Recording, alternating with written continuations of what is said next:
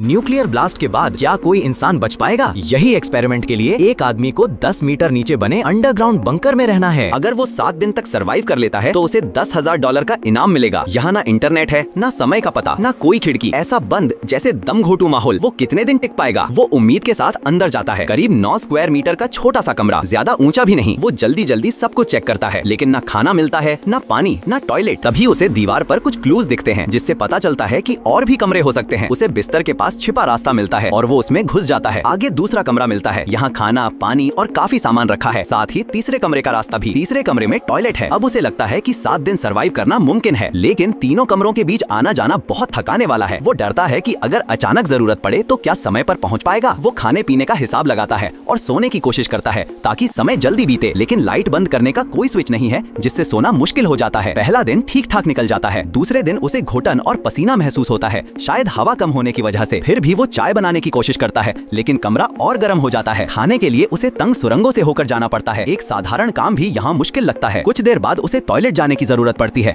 और वो जल्दी जल्दी सुरंगों से होकर वहाँ पहुँचता है। डर रहता है कि कहीं देर ना हो जाए। वो टॉयलेट तक पहुँच जाता है। फिर वो कंबल से एक छोटा सा टेंट बनाता है ताकि रोशनी कम हो और नींद आ सके। लेकिन अचानक हालात बदल जाते हैं। पानी धीरे धीरे कमरे में भरने लगता है और पूरा बंकर डूबने लगता है। वो घबरा जाता है और एग्जिट्स को बंद करने की कोशिश करता है। पानी बढ़ता जा रहा है और इलेक्ट्रिक रिस्क भी हो सकता है। वो दूसरे कमरों में जाकर चेक करता है, समझ नहीं आता ये क्या हो रहा है। फिर टॉयलेट को ऊंचा रखता है ताकि गंदगी ना फैले। पानी लगातार बढ़ रहा है। पहला कमरा डूबने लगता है। वो जल्दी जल्दी जरूरी सामान बचाने की कोशिश करता है और दिन बीत जाता है। तीसरा दिन बहुत मुश्किल गुजरता है। पानी इतना बढ़ जाता है कि रास्तों से गुजरते समय उसे आधा चेहरा बाहर रखकर सांस लेनी पड़ती है। वो फैसला करता है कि अब सिर्फ उसी कमरे में रहेगा जहाँ खाना है। चौथे दिन वो वहीं टिक जाता है। खाने पीने की कमी नहीं है, लेकिन टॉयलेट जाना अब बहुत मुश्किल हो गया है।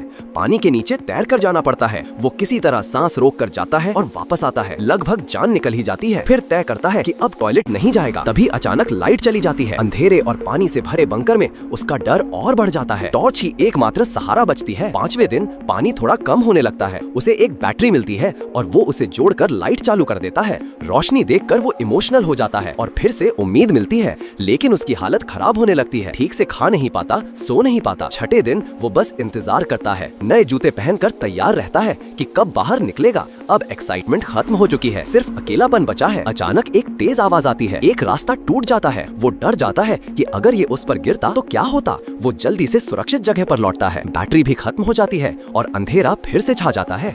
अब वो पूरी तरह थक चुका है। बिस्तर पर लेटकर बस समय गुजरने का इंतजार करता है। आखिरकार 7वें दिन की रात दरवाजे पर दस्तक होती है। उसे बताया जाता है वो जीत चुका है और अब बाहर आ सकता है। बाहर आकर जीत से ज्यादा वो इंसानों को देखकर खुश हो जाता है।